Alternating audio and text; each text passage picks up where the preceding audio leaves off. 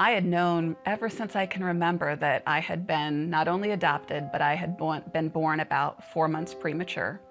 And I knew that I had been very sick and very tiny, and the doctors didn't have a very good prognosis for my life.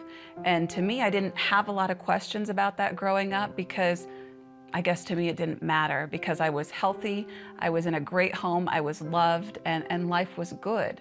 But Melissa only knew part of the story. She was 14 when her older sister got pregnant out of wedlock and considered an abortion.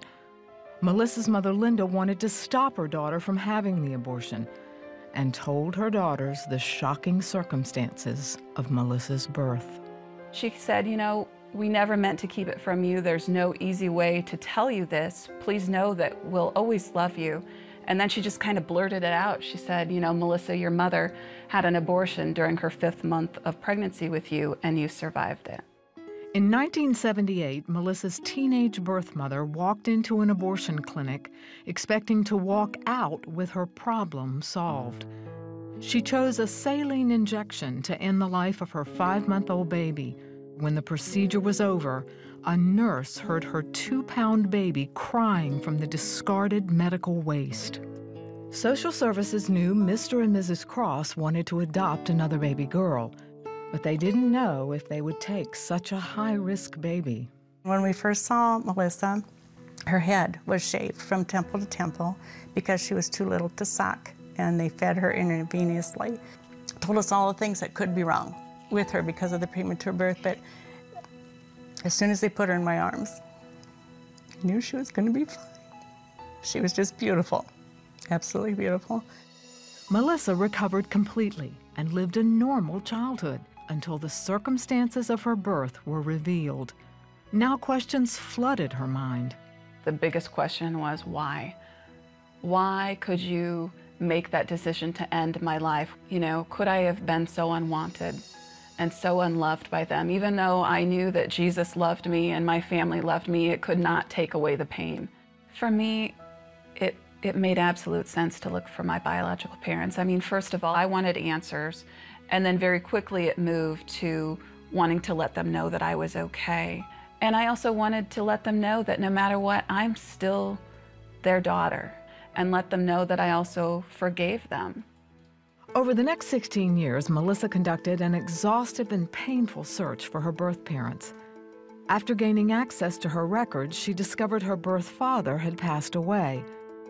Melissa was able to locate her maternal grandparents, who responded to her efforts with a letter and pictures. But they decided it was best not to contact her birth mother. In the letter, my grandfather included a couple pictures of my mother. And when I looked at those pictures, I couldn't recognize anything about myself in her. But that was a huge moment in my life too, because I'll just remember always looking at that picture, and it just hit me like a ton of bricks. I went, Lord, I get it. I'm not her. I wasn't supposed to be her. I'm me, and I'm a wonderful gift the way that you made me. Melissa is now married, and there is no doubt in her mind that God saved her for a purpose. And part of that purpose, she says, is sharing her story of life with the world. And she treasures being a mother herself. I know that that was the Lord's plan for me also, because all those years I just desperately wanted to be a mother. But I was very scared. I had to heal from a lot of pain about my life. And so I didn't want to become a mother until I felt like I was whole. Ironically, Melissa gave birth to Olivia in the same hospital her own life was supposed to end. I literally used to drive past that hospital gripping the wheel of my car because it was so hurtful for me to know that that is the building where I struggled for my life. And now I can drive past that hospital with my head held high because it holds the most beautiful memories that I will ever hold in this life. There is no greater gift, I believe, that a woman can give than life to a child. And if she believes that she can't provide for that child forever, that the next best thing that she can do for that child then is to give them the joy of being with another family for adoption. And so, you know, people can say all the time, you shouldn't have lived. How could you have lived? And for me, that answer is very simple. It was the Lord. He had every hand in it.